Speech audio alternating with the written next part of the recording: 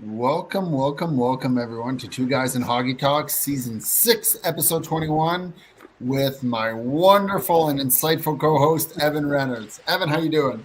Yeah, dude, really good. Jam-packed. And tonight is a special 30-minute edition. Why?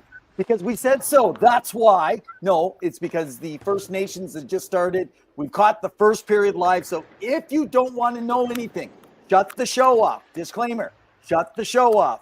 We probably are going to hit about 10, 12 minutes of the second period. The first period is over. We will hit some things around it. So again, make sure you shut the show off and watch the replay. So and just for those that are tuning in, if you're watching a little bit later, just a heads up. Again, 30-minute show tonight. We're going to talk around it. I have my Team Canada. Yes, baby. I got a couple different jerseys going on. Why? Because I live in Canada, so I'm going to cheer for Team Canada. I am going to be a little biased to this, but you know what? I'm watching every single game of this tournament. I wasn't excited, Pawel. I just told you off air, but I'm excited now. Seeing the opening, Lemieux at the opening show, seeing history, Timo Solani. I mean, I'm pumped just to see some best on best. Russia's not there, but it's still exciting to see top quality players. How about you? I'm doing well. I'm kind of excited for it. I mean, we'll see how it goes. It's been an entertaining first period. Sweden needs a shot for sure. You want it to be best on best. I still think in the back of my mind, as my rant a few weeks back, you're still missing some elite players like Nikita Kucherov, Alexander Ovechkin, who we'll get into, Leon Draisaitl, and amongst others. But hopefully it's a good go of it. The presentation's really good. I have liked with the former captains, Daniel Alfredsson there, Timo Solani, who's a Finnish legend, of course, as you know. Mario, of course, coming in, being what he is. So it's been pretty impressive what we've been able to see so far. But I'm looking forward to it. We got a lot to get into. Evan, where do you want to start? Okay, well, why don't we do this? Let's update everyone just around what's happening. If you're not familiar, the Four Nations, we will take the final 5-7 minutes or approximately and talk a little bit more, maybe 10 minutes in depth about maybe going to Olympics next year. We'll talk about the World Cup that just got announced. So let's start there. Gary Bettman made the announcement based with his conversation and Marty Waltz, the National Hockey League Players Association representative for the team. This is an NHLPA, NHL thing going into the Olympics. Let's talk about it, man. They've just set everything in place for 2028 World Cup, 8 nations. So we're going to get more specific. But what about you? Are you excited about it?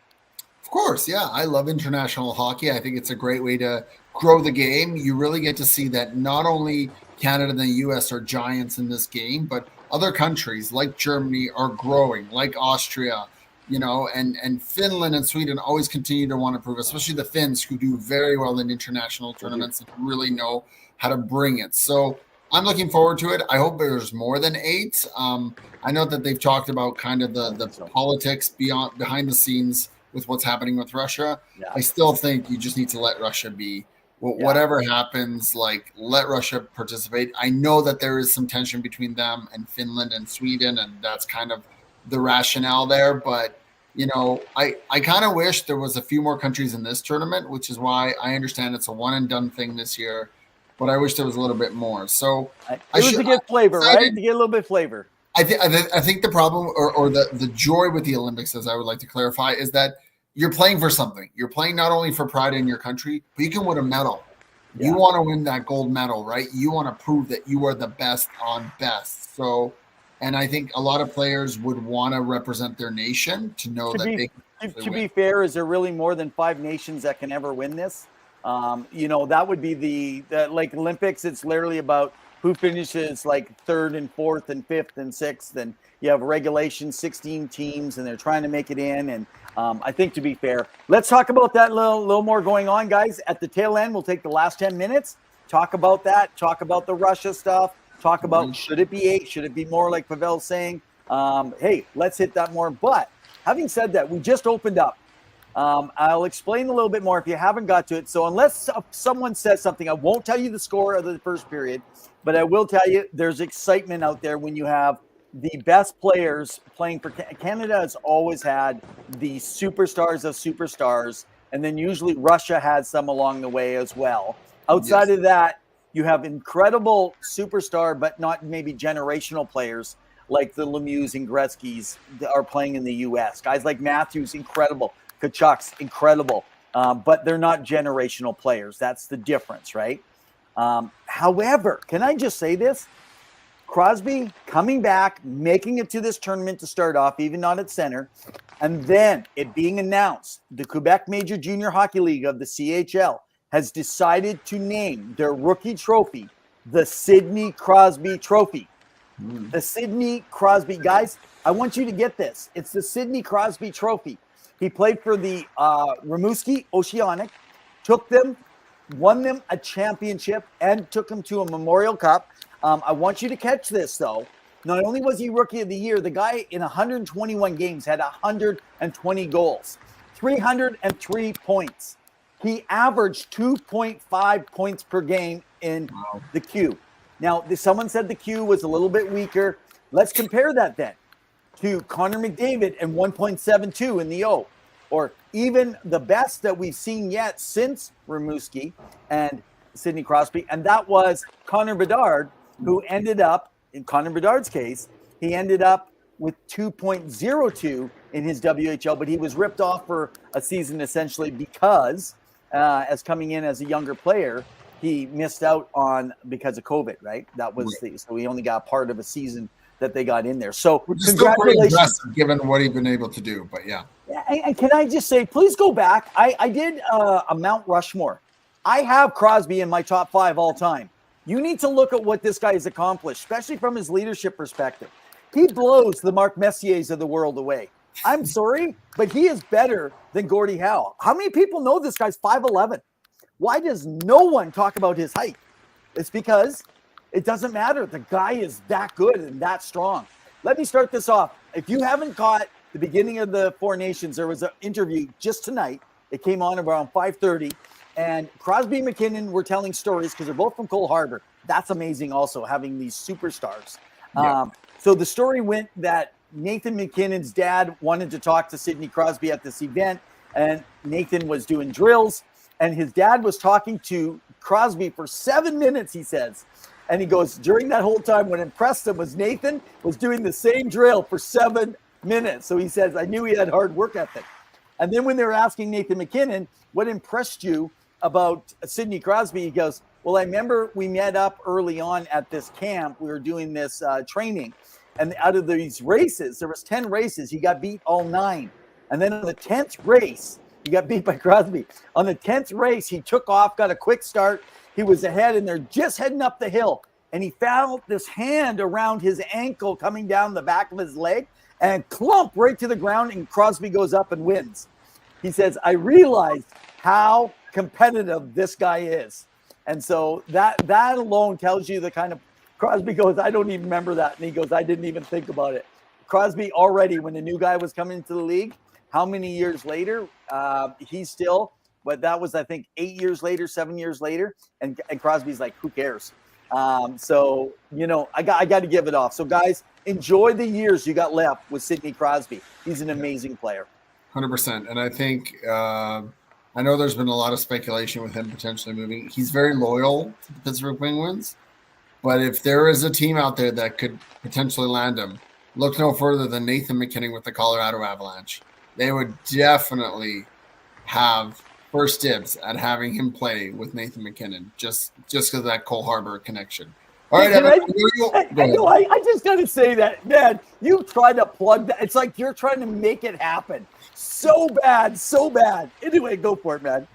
I was going to say, well, let's talk about one of the peers and best rivals with Sidney Crosby, and that's Alexander Ovechkin. And you wanted to get into the notion of goals and how some of Ovi's goals are essentially empty netters, right? And how people online and people around the world say, oh, well, type. You know, Ovi just scores empty net goals. That's the only way he scores. What is your rebuttal to these people, to these silly fans? Well, and especially considering that, I'm not one that even thinks he's going to break the record this year. I think it'll be next year. But Ovi is one of the great. I don't think he's the greatest goal scorer of all time. He will have the most goals.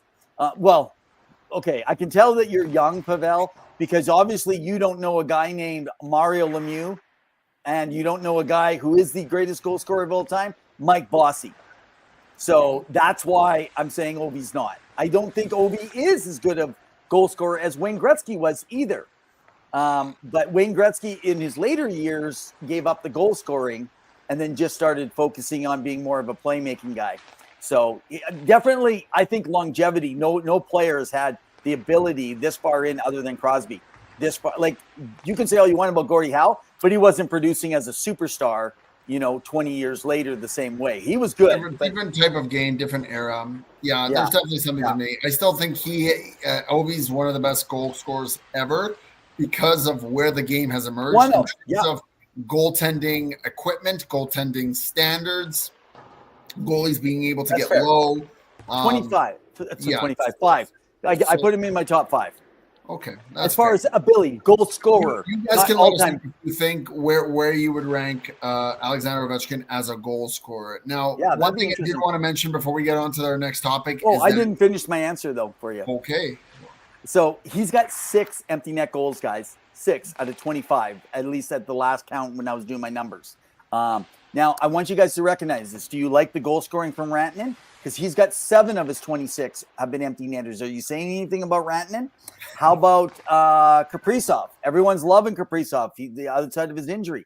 So he's got 27 goals. Of his 27 goals, 6 are – so he's got 2 more goals than Ovi, and he's got the same amount of empty netters.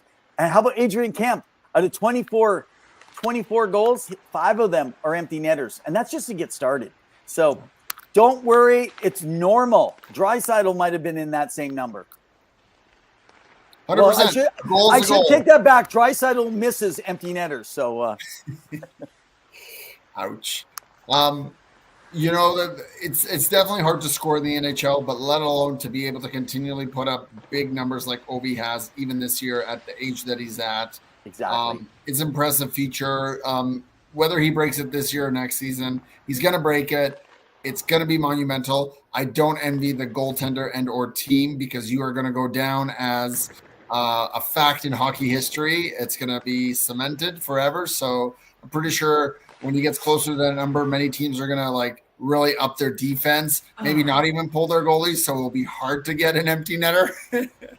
So we'll see how that goes. But okay, so they're going to make it remember. I think what we're going to have to decide, and you guys can let us know, do you think his final goal to tie it and or beat it will be an empty netter, or will it be on a goaltender? Right, that would be. I hope it's not an empty netter for him.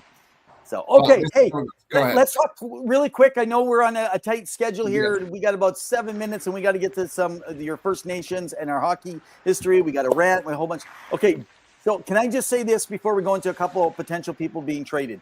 JT Miller.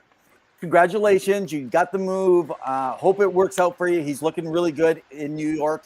But unless something has happened in the last 2 days that I don't know of, there has been no post. There has been no letter that has come out of JT Miller thanking the Vancouver fans, the fans of the Canucks, for their support over the years. I get it. Maybe you're mad at the organization. Those fans were good, really good. Very little was ever said. They defended him during times off, during everything. And who knows, he could be 100% in the right of everything that kind of came down. I don't know. We can only speculate, which doesn't really matter. But I think JT Miller really I hope at some point that just maybe he's been busy, that he sends something out to him. So if this ever gets back and somebody can mention it to JT, just send those fans. They've gone through a hard off season just like you were, and then into this year and stuff. They loved you, man. Send them a note. Send them a post thanking all the fans of the Vancouver Canucks and their support for you. 100%. And speaking of Vancouver, quickly, 2 notes. They did re-sign Marcus Pettersson after that big trade, the 2 big trades that they did with Miller and then with Pittsburgh. And they re-signed him to 6 years, $33 million at 5.5 AV. So he's 28. He's got 3 goals and 15 assists for Pittsburgh. He hasn't put up any points yet, but They've really solidified their back end a little bit. They also went on to trade Mark Friedman, who was in their Abbotsford team development, Abbotsford Canucks, over to Nashville for future considerations. So they've been busy. I don't know if Jim Rutherford and Patrick Allvin are done. I'm sure they'll have more to do, but it'll be interesting to see. Now, I'm going to since we're hitting on the Canucks, so trade. A former draft pick could be traded, who has done very well and picked up his career, Jared McCann. He was drafted, so he could be potentially traded by the Seattle Kraken. Start speculating, everyone. Start listening. There's a lot of places he could end up in your city, but consider it's good. He's got 1 year left on his contract. He's 28. I believe his contract, did I write my numbers down? His contract is around, there you go, $5 million per year. For the rest of this year, it'll be prorated plus $5 million next year. So for a 28, so it'll be 29 when the contract comes open. That's actually a good place to come in for some depth. So think of a top 8 team. I see a team picking them up. Fair enough. Now, do you have anything before I get into my rant of the night? Okay, yeah. One more. Noah Dobson. There's been a lot of speculation. Stefan Rosser of Islanders runs the beat and works with there. So he's made a report that Noah is changing his agent. And then today, Puckpedia's Hart Levine, also a former guest in our show at Puckpedia. Check them out, guys. So Hart Levine let it be known that actually Fortier is his official manager. So let's see kind of where this takes off. It sounds like from me that he's going to re-sign still. So if you're an Islanders fan, some of you guys don't like him, don't get rid of him. What are you going to get next? But if not, hey, there's some teams that are looking and dying to get him. Awesome. And Steve's tuning in. Welcome, Steve. And he says, love all the Shattuck boys in the tournament rooster, he wrote. So yes, Shattuck's boys, yeah. Yeah. So all right, let's do it. Let's get into Rant of the Night. Puckpedia brings you Rant of the Night. Calling all hockey fans, stay on top of your game with Puckpedia. It's the ultimate source for NHL salary cap information. All right, so quick rant of the night brought to you by Puckpedia. So my quick rant tonight, Evan, and I'll get your thoughts on it, is recently there was a young game in Seattle where a 42-year-old male man got onto the ice and assaulted 2 young ref players, young children players on the field. Now, I don't know exactly what had happened, but there is a video circulating through the Pacific Northwest Amateur Hockey Association where there was a bit of a timeout and the man ran on the ice. I don't know how he got through everybody and pushed both of these young refs. And I believe these kids were 13 and 14 years old. Yeah, they're teenagers now. What the F are you doing, man? You're 42, you're pushing kids. Now, I know that social media blew up. It's uncool. The Seattle Kraken are trying to make something happen for these 2 young boys and their families. What the F are you doing going on the ice and pushing kids around? I get it. I'm not a fan of refs, Evan. Don't get me wrong. I have my gripes with refs. Male adult refs who play in the NHL. Not 13 and 14-year-olds. Unfortunately, I hear it's more common than people really realize. But you don't go pushing a child that's smaller than you because a kid is learning how to make a call on the ice when it's happening or misses a call or whatever the situation. You want to grow the game of hockey? You want there to be quality, good refs in the game? You better treat officials with respect and dignity. This is bullcrap, and I don't want any place for this. And this guy can blow it out of his water hole because he is pathetic and he is a loser, and he can come on anytime. Oh, wait, no, he can't because he has been charged. So he can go F off because he is a piece of garbage. That's my rant. Go ahead. Puckpedia brings you Rant of the Night. Calling all hockey fans, stay on top of your game with Puckpedia. It's the ultimate source for NHL salary cap information.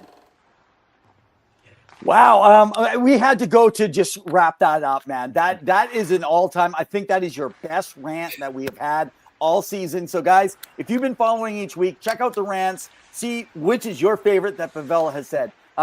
So Jordan writes, I would jump on the ice and I would fight a ref. Yes, he would. He would jump in a heartbeat and he would knock the bejesus out. Hang on. So are you saying that Jordan is supporting this guy that you just ranted on? No, he would jump on and hit this guy. He would jump on and fight the ref. I know. I thought he would fight this guy. I think he's actually talking about refs themselves when they call bad plays. So By the way, if my head keeps little movements, it's because, again, we're not telling you the score just for those that he's also saying he's not in the KHL. So clearly, so everyone needs to know the KHL and what happens over there. So that's a little a different thing that actually occurs. So anyway, just a heads up. So we only have about 7 minutes here. Okay, it's a 30-minute show.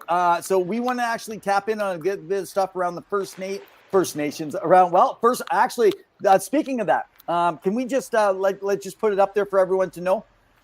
Every Wednesday night, 7 p.m. Mountain Standard Time. We are on Instagram, Twitter /X at REV or hockey_2 on YouTube and on Facebook. Give us a follow. We're posting ongoing. We have our website where we get articles out with our sponsors, and we always have things happening in the world, plus our former guest lists. Go ahead. Awesome. And I'd just like to say that we have a bunch of guests lined up over the next weeks. We got coaches. We got play-by-play out of the Ontario Hockey League. Jordan, you're going to love that. We're going OHL, getting out of the WHL again. We also have some minor league coaches, guys that have coached in junior, some junior, minor A. We have coming up in 2 weeks, we have Bruce McCurdy of the Call to Hockey. So we're going to focus in on some Oilers-centric. We are making a slight change. If you've been following our guests in the past, all our guests are going to start being between 15 and 20. Maybe a max would be 25 on a really heavy subject, just because a lot of feedback, I think what we get is you don't want too much of one subject for too long. So unless we have a guest that covers a broad spectrum of hockey and not one specific team around it, maybe something like Hart Levine would be a lot more, we'd go a little bit longer on. So guys, we have a whole bunch, and I was going to mention Indigenous hockey. I'm working with some folks out of First Nations hockey stuff. Hopefully we'll get them on to be able to promote a bit. Okay, let's talk about it, man. We have 4 teams. You mentioned that the World Cup's got to have more than 8. I say there's no more than 8 nations that even have a chance. In fact, I think you got 6. And the talk is that they would maybe have a play-in to be able to get in there. Tell us why, if you think that, do you think there's more than 8 teams that have a chance, or do you think this is just a respect to have more teams in to get shellacked 12-0? No, I don't think it's shellacking. I think there's just more teams that are growing their program. It's not as dominant as a Sweden, as a Canada, as a US, as a Finland. But you have Germany, who's up and coming and has success. You have Austria. You have the Czech Republic. You can have Switzerland in there, who can be very competitive, and you have some players from that nation in the NHL. You look around, you look at some of the players who are of Japanese descent, like the Robertson brothers, right? Who can potentially represent. I mean, I don't know where they would choose, right? Or, there's many countries that can come in, including Russia, which I believe can be there. Belarus, right? Why not have them? Is that in itself its own country, right? That would be able to perform. So I did a breakdown. That's why you would have a play-in round, and then you would have the 8. Go ahead. So I figured you can have 8 without Russia still. You can have, basically, you get your Finland, Sweden, US, Canada, who's in right now, the 4 nations face-off. Slovakia? You add the Czech Republic with, actually, I didn't even put them in. You got Latvia. Hang on. You got Latvia. You got Switzerland. You got Germany. And then you still have Latvia, and you have Russia potential. So that would be 9. That would be 9 with Latvia. And then if you're going only 10, that's Russia or Belarus. So I'd be because Belarus won't be in unless Russia's in. So that's an automatic, because they kind of considered hand in hand. So that would put us at 11 teams. So that's what you're saying. You'd like to see a 10-team tournament. Yeah, 10 to 12. Or do we do a 4-team tournament that 4 teams have to compete, 5-team tournament that have 2 teams make it to the final 7 and 8 spot to come into the 8 nations. And then you have your first round of playoffs. They all play a round robin, 2 sides, an East and West. And then you have best of 3, and then you have a best of 7 for the cup. I would agree with you. I think you can just have more countries involved, right? Yeah. There's definitely something there. Jordan's reporting some of the stuff happening in the game, but I would be down for it. I also think this is going to be a one and done kind of event, but you got to grow it. And I think the Olympics is what the players are really looking forward to. Right. It'll be interesting to see. Awesome. Hey, quick note. I know we're going to get into some other stuff, and I got to finish my hockey history. It's going to line up here with the First Nations face-off. Sophomore slump, everyone's saying, for Connor Bedard. I want you guys to go in, check his stats, And then I want you to go back and look at McKinnon, who's playing tonight in the First Nations. You guys go, this guy's a superstar. He won the Hart Trophy last year. He's won a Stanley Cup. He's been there. He's done that. I want you to go back and look at his sophomore season, 38 points. Now, yes, he didn't play a full season, but he still only had 38. He was not the player he is today. If you look at a sophomore, even looking back to Draisaitl, sophomore, not even close still. I mean, he was really good. He might rate where Bedard is in his sophomore year. Look at him. He's a superstar. People want to call him generational. By the way, you are not a generational player in my mind. Before we go to hockey history, you are not generational unless you've done it in every league all throughout your life. And when you come into the NHL, immediately you have an impact like the Crosbys and the McDavids. Bedard took himself out of generational in the first season. Everything lined up. That's okay. Doesn't mean he won't be a superstar like McKinnon and Draisaitl, right? Yeah. So anyway, something to think about. He also, he has time to grow and develop. Just give him time, right? Yeah. Welcome, Kyle. I know he's tuning in. I appreciate it. Big Boston Bruins guy. Now that the Super Bowl is done, congrats to the Eagles. He was covering a lot of that on his show, on his podcast, but I'm sure he's now tuning in to see how Brad Marchand does on Team Canada. But tonight's hockey history comes at you. The Kalkaska Battlers presents Hockey History. Catch the Kalkaska Battlers as they compete in the APHL. Check the skills, speed, heart. Make sure you catch a game and experience the thrill of live hockey. Go Battlers. Just before you get to your thoughts, sure. Jordan says Bedard needs better players with him. And then Zelstra says everyone runs into a slump sometimes. And she says down with Chiefs. So clearly Zelstra's not a fan of the Kansas City Chiefs. Go ahead, Evan. Yeah, she's just kicking the poor guys while they're already down. You don't need to tell them down. They're already down. Okay. Hey, tonight it's epic. I'll tell you why. Because Team Canada is icing history. Who knows what next year could behold? You have Sidney Crosby, icon. To me, Mount Rushmore, top 5. With McDavid, who will become a top 5, whether he displaces eventually at some point. Actually, I have them both in my top 5 because I actually have Gretzky, Lemieux, or Crosby and McDavid. That's my top 5 Mount Rushmore with current players. No matter what happens, pretty much is the way I see it. We'll see what turns out. But how can you not enjoy a game right now? I know it's still best on best. It's watching these babies play. So that got me thinking hockey history. Gretzky and Lemieux. You have McDavid and Crosby. So right now, when you look through this, to me, Crosby has the kind of that Lemieux-esque kind of idea and the way he plays the game. I know he thinks like the Gretzky and he moves out there, but doesn't score like him. And you got McDavid who would be like Gretzky, but to me, McDavid has more of that presence coming off like Lemieux. Now, tonight, if you go back, watch the first period, you got it. You're going to see it's in the making. It's history in the making. Lemieux and Gretzky in 1990, they finally met up, okay? And they played an all-star game. They just fed off each other the first time. They played on the same line. It wasn't East versus West. But I got to tell you, it was amazing. Very important, though, when it comes to a little bit of history, there was a rookie prank that Gretzky played on Lemieux. So the first time that Lemieux came to play at what was called Northlands Coliseum, and Wayne Gretzky was there, a prank was pulled. What he did is Lemieux was very specific and superstitious, and so he would have these routines and rituals that he would follow in games, and Gretzky was really mischievous, and people didn't actually know that about him. Nothing like he is now, actually. He decided to mess with him at Northlands Coliseum in his home rink. So he snuck into the Penguins dressing room, rearranged all Lemieux's equipment. He moved his skates, his stick, his gloves, everything's out of place. And even his pregame meal that Lemieux had laid out, Gretzky moved it, and then he went outside the dressing room and hid. And Lemieux came in, and understandably, he's confused, but he's also panicked. This young kid, he's panicked. His routine was disrupted. And then Gretzky, meanwhile, is just outside trying not to laugh. Eventually, he reveals himself, and they share this great laugh. But it really showed the respect that Wayne Gretzky had, knowing that this guy like Lemieux was coming into the league. Most people don't know of these kinds of stories. As well as later on when Lemieux was battling with cancer, because that was also in 1990 after, remember, they had connected in the All-Star game. He was diagnosed with Hodgkin's lymphoma, a form of cancer for you guys.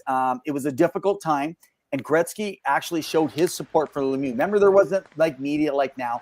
Very classy. He reached out privately to Lemieux, offering words of encouragement, letting him know he was thinking of him, because he understood the pressures and what he was going through just as the superstar, the generational player. So anyway, what it really did is Lemieux spoke about this after, and he shared publicly how much it helped him, how much it inspired him for the great Wayne Gretzky to be there behind him in his fight and do it privately. The gesture meant a lot, and he acknowledged that later on. And it showed that while they were competitors, they had a deep respect. And I'm telling you, if not for 1987 and that Canada Cup, that beautiful combined goal, you saw Gretzky to Lemieux, and where'd it come from? Dale Hawerchuk. Tonight, you're witnessing Connor McDavid with Sidney Crosby and McKinnon's to Dale Hawerchuk. Guys, that's hockey history, and that's it. The Kalkaska Battlers presents Hockey History. Catch the Kalkaska Battlers as they compete in the APHL. Check the skills, speed, heart. Make sure you catch a game and experience the thrill of live hockey. Go Battlers. Evan, that was some great insight, but you've started you've opened a can of worms, because Jordan and Zylstra are having an argument about Crosby versus over Mark Messier and who you're having your top 5 Mount Rushmore. So Jordan says either way, he's a top scorer of all time and who would have him over Crosby, but Zylstra says it was his character that made Messier, not his play. I mean, he does have, there's no better leader on the ice than Sidney Crosby. And Messier has some great leadership skills. So you look at what he did with what he had around him. You cannot include his time with Gretzky. He brought the cup to Rangers. Yeah. That quote was that team was loaded with former Oilers. Crosby has done with lesser players. Messier never made players. Crosby is the only player to literally, and Gretzky, to drag players that are not good with him. Ask Rob Brown. Ask Craig Simpson. They performed incredible all the time. Yeah. You go to all the players that Pascal Dupuis, the Chris Kunitz. Anyway, Crosby is the leader. We can always have this debate next time, because we got to wrap. We got to wrap, man. So where do you want to finish off? I know you wanted to. We're done. I'm ready to go. 30 minutes after. That's it. Well, that's pretty much it.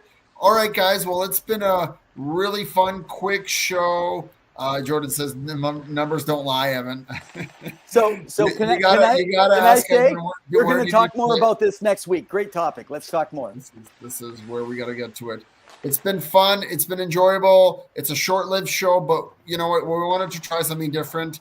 We are here every Wednesday night at 7 p.m. Mountain Standard Time. Remember, you can find us on Facebook, YouTube, Twitter /X, or Instagram, all at 2 Guys Under and Hockey Talk, or Evan at REV. We're always connected on Twitter /X. We're always connecting, chatting, all things hockey. There's so much going on.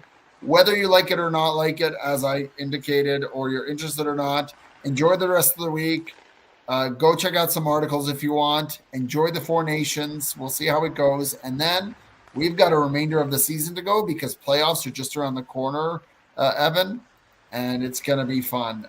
Here it is. Jordan, just final comments. Crosby has great players. What are you talking about? Malkin, Letang, I agree. I kind of feel this is unfair. You keep putting all this stuff up, and I can't rebuttal. Otherwise, we'll never get done. So next week, we will never get done. Yeah, and then Zylstra says, why don't you acknowledge Ovechkin then? I would say Ovechkin's one of the better ones. I think having 3 cups does help you. I want to get off and get to this First Nations Cup. Stop it. Guys, next week, Mike Karafalithis. He's the voice of your Brampton Steelheads, knows Porter Martone, knows the rest of the team. He's going to be on our show next week. We will have a specially pre-recorded because they're playing on Wednesday night. Looking forward to it. Make sure you jump on next week, 7 o'clock Wednesday. Guys, in the meantime and in between time, keep your sticks on the ice. Stay safe. Enjoy.